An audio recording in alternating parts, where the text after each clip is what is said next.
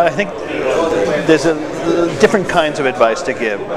One is it's very important for artists usually to have good, solid careers at home first, so that they can, really get the stage, the quality of the stage show, the arrangements, everything really tight, so that by the time they're ready to look for an international career, they're up to a level where they're really at becoming the artist that they know they can be, very strong.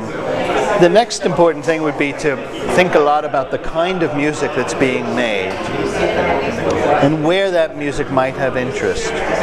So, for example, if it's a music that's based, at least in part, in local traditions, local music, that is an easier thing to sell internationally than a music that is in the same kind of form that already exists internationally.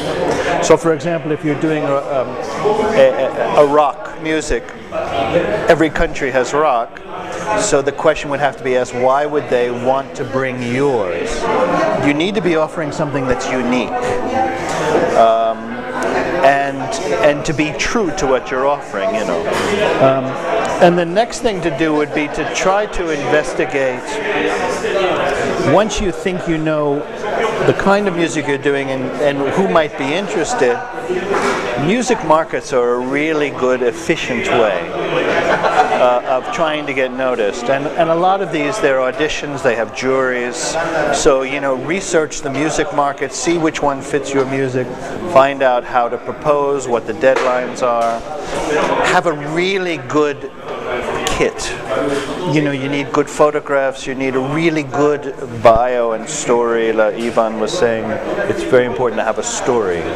Something that you can say about yourself that is a narrative that a journalist can see. These kinds of events, when you can provide the opportunity in a short period of time to hear a lot of different artists, it makes it very attractive for people who have to travel a long way.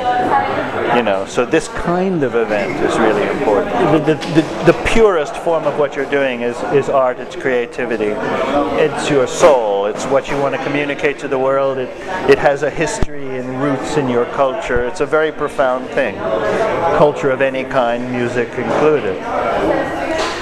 What's complicated is that when you're trying to do this in a commercial environment where there's markets, where there's discs, where there's business, where there's fees to be paid and labels and whatever else.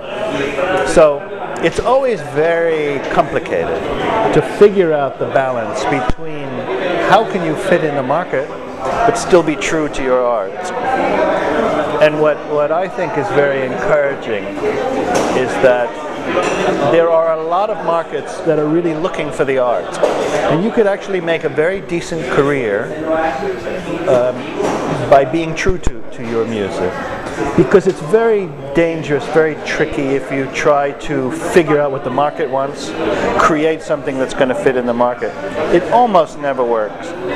Usually when it works, there is so much money behind it, and like a big major label, and really talented people, and writers and producers, and it's like a factory, it's manufactured. And then they can create these huge successes. But without that kind of structure, even if you wanted to do it, it's very hard to make it work if you're not following what's true to you and your art.